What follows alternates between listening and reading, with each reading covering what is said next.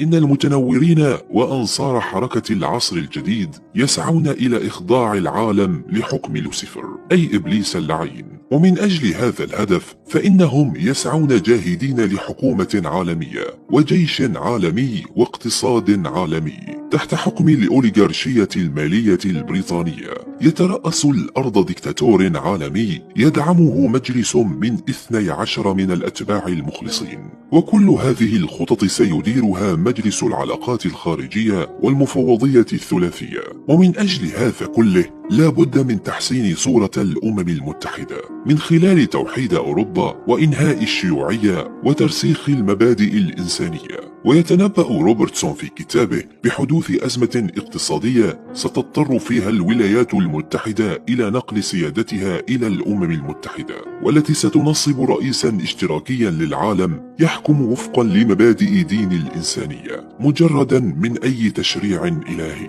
أي محو الدين من الأرض واستبداله بدين بشري تحت إشراف التنظيم الهرمي. وعليه أعلنت جمعية جون بيرش عام 1991 أن العولمة والتفكيك العالمي للحواجز التجارية من خلال منظمة الجات والاتفاقيات التجارية الأخرى ما هي إلا خطوات نحو نظام عالمي جديد، وسيتم استخدام القوات العالمية في نهاية المطاف لقمع أي مقاومة للعالم الموحد. وما هي قوات حفظ السلام التابعة للأمم المتحدة إلا تمرين أولي لهذه الممارسة المستقبلية؟ وصرح جون ماكمانوس رئيس الجمعية المناهضة لهذا النظام أن الهدف هو انهيار السيادة الوطنية عبر الاقتصاد، وفي النهاية إن لم يتم إيقاف كل ذلك سيظهر النظام العالمي الجديد وستكون الحرية مجرد ذكرى، وسيحكم العالم 13 عائلة ظهرت أسماءهم اليوم وبشكل علني. هذا البيان كتب وأعلن قبل أكثر من 30 عام، ونجد أن ما ذكر فيه يحدث الآن حرفيا،